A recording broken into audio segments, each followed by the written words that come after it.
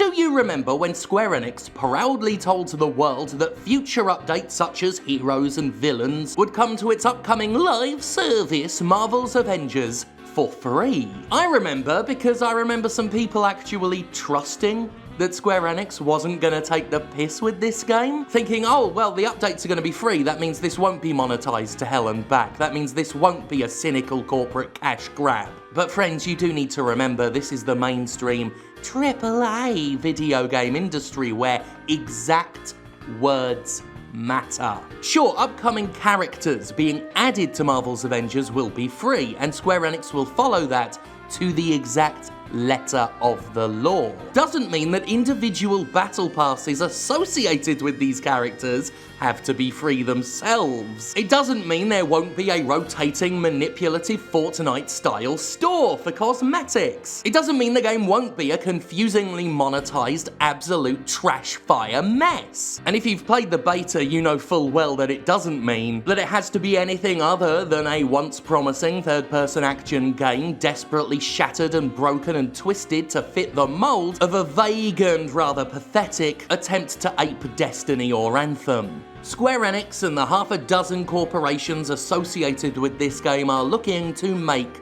bank. And they're going to do it the way many so-called AAA video games do these days. They are going to barrage their players with currencies and offers and rotating stocks. Now, because AAA video games are a deliberately designed confusopoly, meant to addle the player into making knee-jerk purchases, Marvel's Avengers is the latest of several mainstream games that need a fucking guide before launch, letting you know how you can spend more money on a game that you will be spending money on to access. In a lengthy, and I mean bloody lengthy, blog post called Marvel's Avengers Everything You Need to Know About Gear and Cosmetics, Square Enix and Crystal Dynamics explain the sheer level of bullshit the game's gonna drown you in. And I've got to wonder, at any point did the people working on this essay at any point wonder to themselves, you know what, are we taking the piss? When we're having to write novellas to explain to people how to purchase things in the game? Has this whole AAA experiment gone a little too fucking far? This essay makes sure to front-load itself with the usual "it's just cosmetic" excuse. And again, I have to ask myself, do the people writing these things ever ask themselves, you know what, we keep having to use the same excuses, and we keep having to apologise for our own monetization again and again and again, using excuses, by the way, that were refuted and comprehensively argued against years ago, and no one's bloody addressed the counterpoints. If we keep having to front load our monetization announcements with excuses and weak validations, maybe what we're doing actually isn't valid or excusable. But no, that would require some introspection and taking responsibility, and there's no money in those things, so the AAA video game industry has never been all that bloody interested. Anyway, the monetization in Marvel's The Avengers is a messy dumpster of avarice. The "it's just cosmetic" purchases available in Marvel's Avengers, if you've played the beta you'll know this basic fact already, they're split into 4 different things. You've got outfits, which for the second time in the article, Square Enix makes sure to note are aesthetic only, they do not influence gameplay. This was an intentional decision to avoid pay-to-win play scenarios. Was it? Was it? Oh my god, Square Enix! The philanthropy! The generosity! Thank you so much that you thought about us the players when you were thinking about how to get more money from us the players. I am so thankful, Square Enix. I am so chuffing grateful that you have decided to make the microtransactions in your $60 base price game cosmetic only. Never mind the fact that cosmetics do influence gameplay because they influence how you interact with the game. They influence how you present yourself online, they influence how you feel about the character you play. These are all gameplay influences, to say nothing of the social pressure involved in playing online games with cosmetics. We've already seen the stories of kids at school getting bullied for having default Fortnite skins.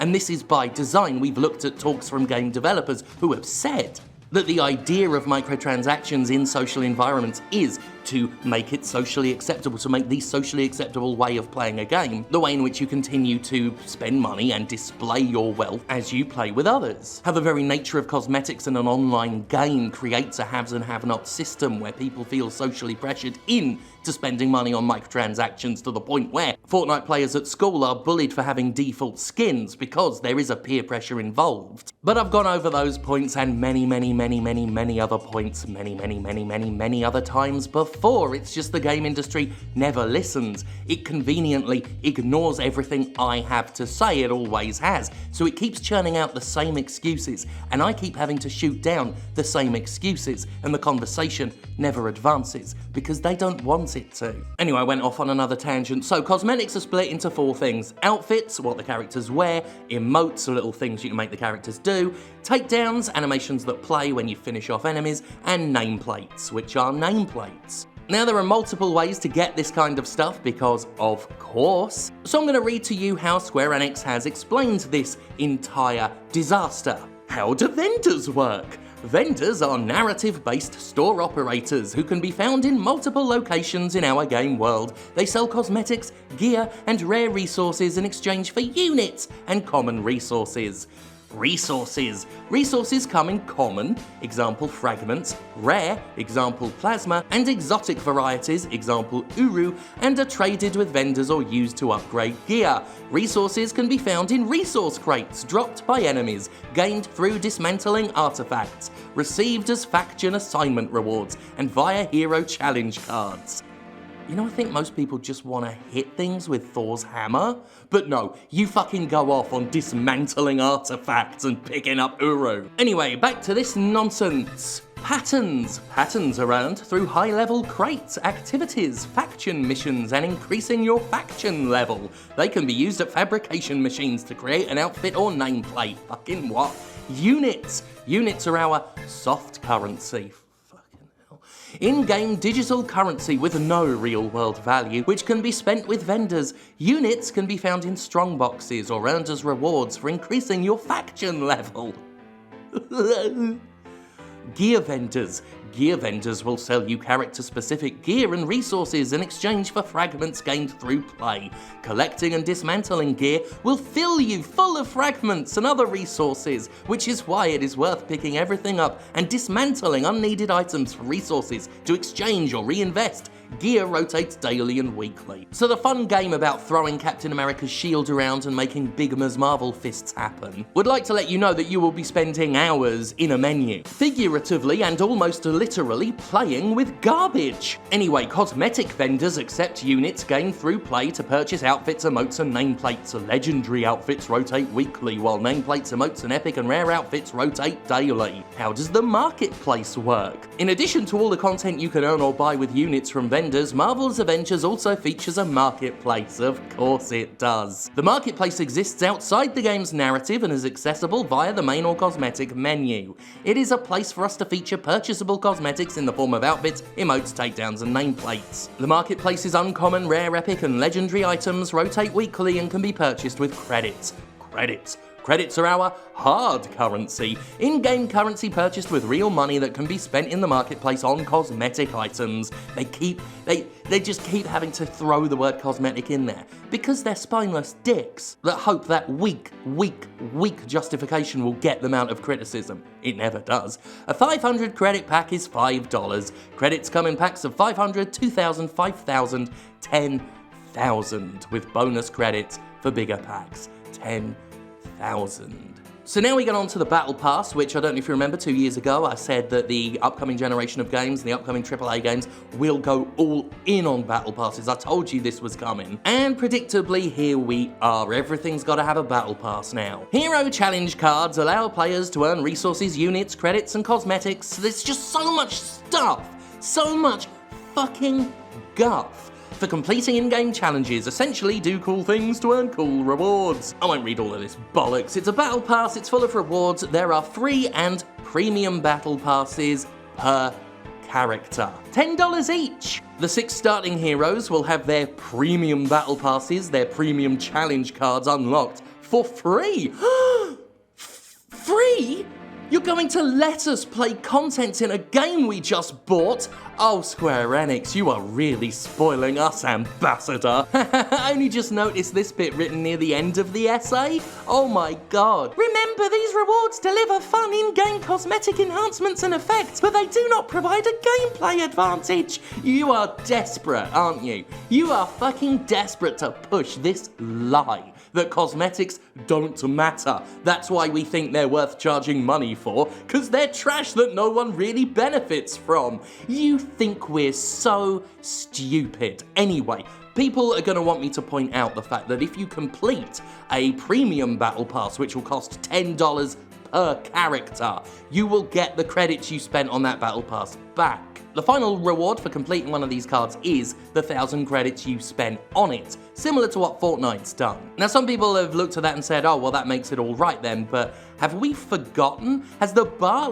been brought so low that we've forgotten when Electronic Arts got the most downvoted Reddit comment in history because the grinding it had put in Star Wars Battlefront 2 was excused by EA as giving players a sense of pride and accomplishment for spending 40 hours trying to unlock Darth Vader. Grind is grind, and when it's grind intended to keep you playing a game with rotating stocks and premium monetization, it's all part of the same predatory ploy to keep you invested in the game's economy. I mean, the idea is you spend $10 on this thing, and if you want that money back, you better be here every day playing. And if you don't, well, we'll keep the money, thanks, the money we've already been given by you, for which you have the chance to earn a pile of fake Monopoly money that Square Enix made up, which you can then spend on more grinding. And remember, this is on top of the $60 base price you spent on this thing. It's a con, folks. There's no time limit on these battle passes, but again, the idea is to grind down your patience with these battle passes. They already have the rotating Fortnite store to give you that sense of time limit pressure to buy things.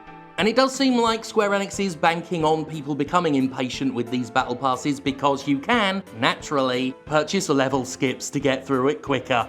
So that's the latest anyway. Marvel's Avengers over time has only looked worse and worse. Between the Spider-Man PlayStation exclusive, which inherently devalues the Xbox and PC versions, to the shameless, embarrassing corporate branded costumes, to this mountain of microtransactions and all the other bullshit in between, Marvel's The Avengers is looking like the ultimate AAA video game, the culmination of years and years of corporate overreach and publisher greed. It's only missing the loot boxes, which Square Enix said it wouldn't have years ago to cynically earned cheap and easy applause from an E3 audience. Can't wait to play it!